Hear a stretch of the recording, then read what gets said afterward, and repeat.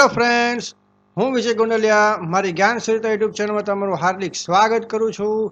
આજે આપણે ધોરણ 7 વિજ્ઞાન વિષયમાં પાઠ 8 વનસ્પતિમાં પ્રજનન આ પાઠનું આપણે સ્વાધ્યાયનું સોલ્યુશન જોવાના છીએ। જો તમે અમારી ચેનલ પર નવા હોવ તો ચેનલ સબસ્ક્રાઈબ જરૂરથી કરી લેજો, જેથી નવા વિડીયોની નોટિફિકેશન તમને સૌપ્રથમ મળી જાય અને અનુકૂળ સમયે પ્લેલિસ્ટના તમામ વિડીયો પણ જોઈ શકાય। તો ચાલો વિડીયો શરૂ કરીએ।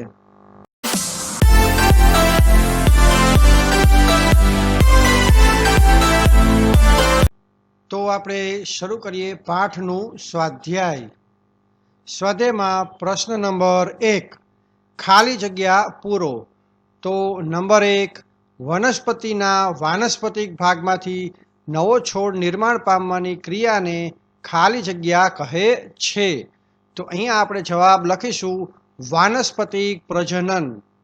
નંબર 2, પુષ્પ કાં તો નર અથવા માદા પ્રજનન અંગો ધરાવે છે, આવા પુષ્પને ખાલી જગ્યા કહે છે। તો આપણે જવાબ લખીશું એકલિંગી પુષ્પ। નંબર 3, પરાગરજનું પુષ્પના પરાગાશયમાંથી એ જ પુષ્પના પરાગાસન અથવા તો બીજા પુષ્પના પરાગાસન પર સ્થાપનાની ક્રિયાને ખાલી જગ્યા કહે છે। તો આપણે જવાબ લખીશું પરાગનયન। નંબર 4, નરજન્યુ અને માદાજન્યુના સંયુગ્મનની ક્રિયાને ખાલી જગ્યા કહે છે। તો જવાબ આવશે ફલન, ફલનની ક્રિયા કહે છે। નંબર 5, બીજ ફેલાવાની પ્રક્રિયા ખાલી જગ્યા અને ખાલી જગ્યા દ્વારા થઈ શકે છે। તો આપણે 3 જવાબ લખીશું। નંબર 1માં પવન દ્વારા, નંબર 2માં પાણી દ્વારા અને પ્રાણીઓ દ્વારા પણ બીજ ફેલાવાની પ્રક્રિયા થઈ શકે છે। તો આ હતો પ્રશ્ન નંબર 1 અને હવે આપણે જોઈશું પ્રશ્ન નંબર 2, એકલિંગી પ્રજનનની વિવિધ પદ્ધતિઓ ઉદાહરણ દ્વારા સમજાવો। તો જવાબ આપણે લખીશું નંબર 1, કલમ કરવી। તો ગુલાબ કે ચંપાની ડાળીને ગાંઠથી કાપીને આ ટુકડાને જમીનમાં રોપવામાં આવે, તેમાંથી તેનો છોડ વિકાસ પામે છે। ઉપયોગમાં લીધેલા ટુકડાને કલમ કહેવામાં આવે છે અને આ રીતને કલમ કરવી કહેવાય છે। તો કરેણ, ચંપો, મની પ્લાન્ટ વગેરેની કલમ રોપીને નવો છોડ ઉત્પન્ન કરી શકાય છે। આને વાનસ્પતિક પ્રજનનની કૃત્રિમ પદ્ધતિ કહેવાય છે। હવે બીજું ઉદાહરણ, કલિકા વડે વાનસ્પતિક પ્રજનન। તો મૂળ, પ્રકાંડ અને પર્ણ પરની કલિકાને રોપીને તેમાંથી નવો છોડ ઉત્પન્ન કરી શકાય છે। શક્કરિયા અને ગાજર એ મૂળ દ્વારા વાનસ્પતિક પ્રજનનનું ઉદાહરણ છે। બટાટા, આદુ, હળદર, સુરણ એ પ્રકાંડ દ્વારા વાનસ્પતિક પ્રજનનના ઉદાહરણ છે। પાનફૂટી એ પર્ણ દ્વારા વાનસ્પતિક પ્રજનનના ઉદાહરણ છે। થોર જેવી વનસ્પતિમાં તેનો અમુક ભાગ મુખ્ય વનસ્પતિ છોડથી જુદો પડે ત્યારે તેમાંથી નવો છોડ ઉત્પન્ન કરે છે। નંબર 3, કલિકા સર્જન। યીસ્ટ એકકોષી સજીવ છે, તે કલિકા સર્જન દ્વારા અલિંગી પ્રજનન કરે છે। યીસ્ટના કોષોમાંથી એક નાનું બલ્બ જેવું પ્રલંબન જોવા મળે છે, જેને કલિકા કહે છે। કલિકા ધીરે ધીરે વિકાસ પામે છે અને પિતૃકોષથી અલગ થઈ નવા કોષ તરીકે સ્વતંત્ર નવો સજીવ બને છે। નવો કોષ વૃદ્ધિ પામી પુખ્ત બની બીજા યીસ્ટના કોષો સર્જે છે।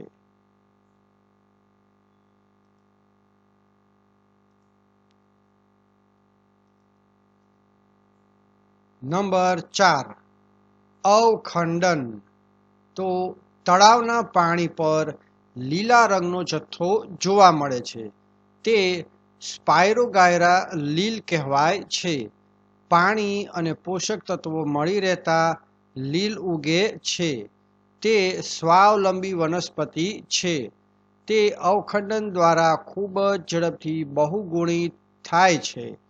લીલનો તંતુ 2 કે તેથી વધુ ટુકડાઓમાં તૂટે છે. આ નવા તંતુ તરીકે વ્યક્તિગત સજીવ તરીકે વિકાસ પામે છે. સ્પાયરોગાયરામાં અવખંડનની રીતે અલિંગી પ્રજનન થાય છે. નંબર 5, બીજાણુ સર્જન. તો ફૂગની બીજાણુધાનીમાં બીજાણુઓ ઉત્પન્ન થાય છે. આ બીજાણુઓ મુક્ત થઈ હવામાં તરતા રહે છે. તેમને અનુકૂળ પરિસ્થિતિ મળતા તે સ્થાને કવક ઝાડ અંકુરણ પામી ઝડપથી વૃદ્ધિ પામે છે. મ્યુકર પ્રકારની ફૂગ અને હંસરાજ બીજાણુ સર્જન દ્વારા અલિંગી પ્રજનન કરે છે.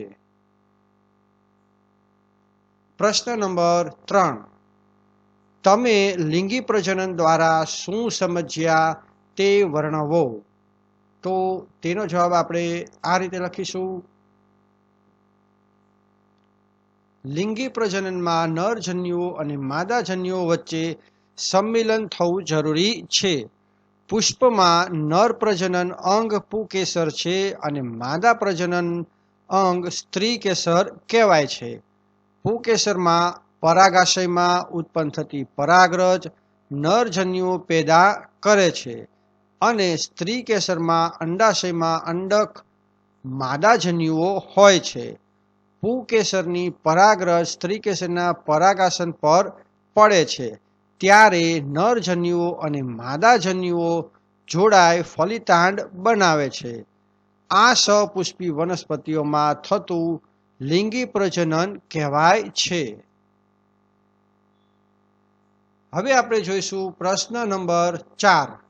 તો પ્રશ્ન નંબર 4, અલિંગી અને લિંગી પ્રજનન વચ્ચેનો તફાવત આપો. તો અહીંયા આપણે તફાવત શરૂ કરવાનો છે, લખવાનો છે. તો શરૂ કરીએ લિંગી પ્રજનન અને અલિંગી પ્રજનન વચ્ચેનો તફાવત. તો સૌપ્રથમ અલિંગી પ્રજનનમાં આમાં એક જ સજીવના દૈહિક ભાગ દ્વારા નવા સજીવનું સર્જન થાય છે. જ્યારે લિંગી પ્રજનનમાં નરજન્યુઓ અને માદાજન્યુઓના ફલનથી નવા સજીવનું સર્જન થાય છે. નંબર 2, આ પ્રકારનું પ્રજનન એક કોષી કે નિમ્ન કક્ષાની વનસ્પતિમાં જોવા મળે છે. જ્યારે લિંગી પ્રજનનમાં આપણે જોઈએ આ પ્રકારનું પ્રજનન ઉચ્ચ કક્ષાની વનસ્પતિમાં જ જોવા મળે છે.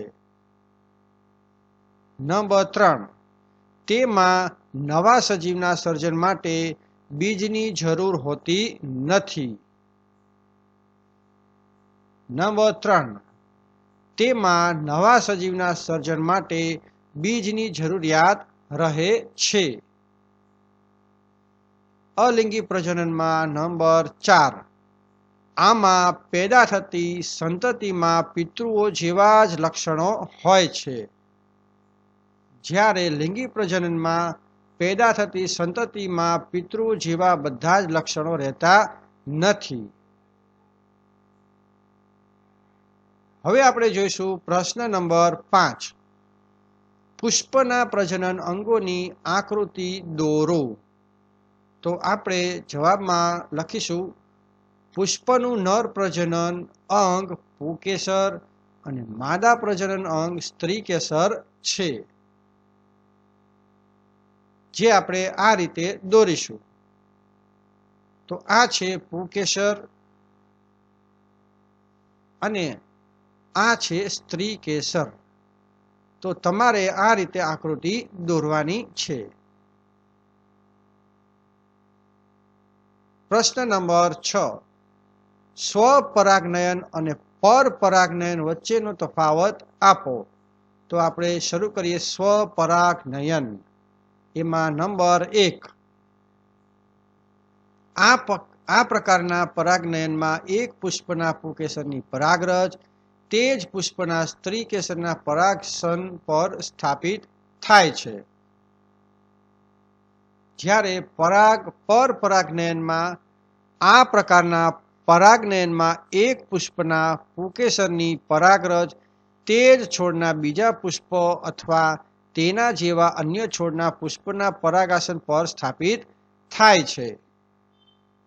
નંબર 2, આ ક્રિયામાં ભમરા, પતંગિયા જેવા કીટકોની જરૂર પડતી નથી, જ્યારે પરપરાગનયનમાં ભમરા, પતંગિયા જેવા કીટકોની જરૂર પડે છે.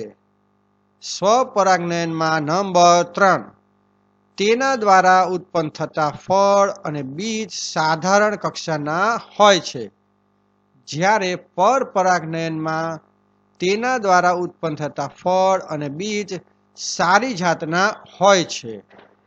પ્રશ્ન નંબર 7, પુષ્પમાં ફલનની પ્રક્રિયા કેવી રીતે જોવા મળે છે? તો જવાબમાં આવશે પરાગનયનની ક્રિયા અંકુરિત પરાગરજ દ્વારા એક પુષ્પના પુંકેસરની પરાગરજ તે જ પુષ્પ કે અન્ય પુષ્પના પરાગાસન પર સ્થાપિત થાય છે. ત્યારબાદ ફલનની ક્રિયા નિર્માણ શરૂ થાય છે. તેમાં પરાગાસન પર સ્થાપિત પરાગરજ અંકુરિત થાય છે. અંડકોષ તેમાંથી એક પરાગનલિકા ઉત્પન્ન થઈ પરાગવાહિનીમાં આગળ વધે છે. પરાગનલિકા વૃદ્ધિ પામી નીચે આવેલા અંડાશયમાં પ્રવેશે છે. પરાગરજમાં ઉદ્ભવતા નરજન્યુઓ અંડાશયમાંના અંડકમાં દાખલ થાય છે અને અંડકમાં ઉત્પન્ન થયેલા માદાજન્યુઓ સાથે સંયુષ્મન પામી ફલિતાંડ બને છે. આ ક્રિયાને ફલન કહે છે. ફલન બાદ અંડાશય ફળમાં પરિણમે છે અને અંડક વિકાસ પામી બીજ બને છે.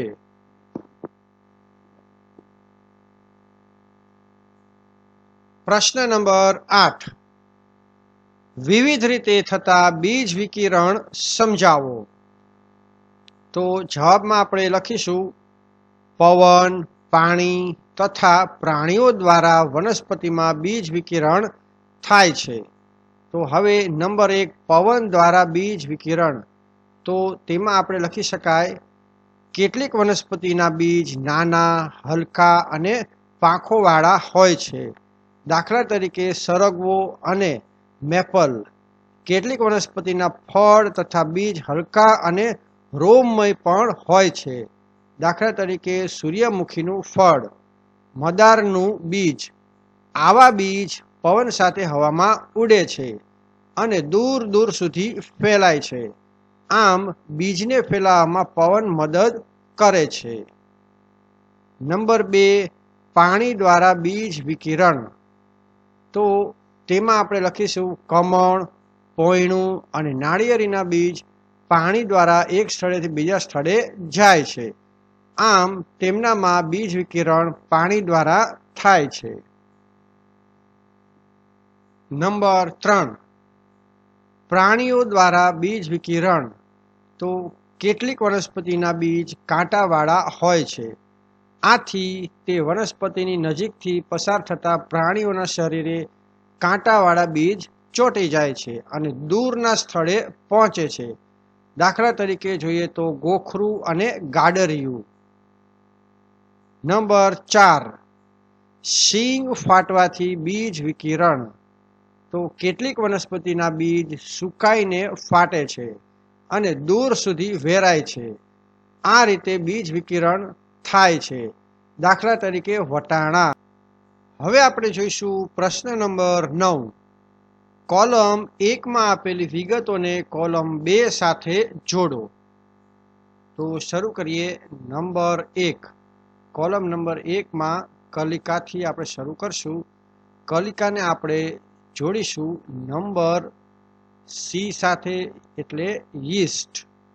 પછી નંબર 2, આંખ. આંખને જોડીશું બટાટા સાથે એટલે કે ઈ. નંબર 3, અવખંડન.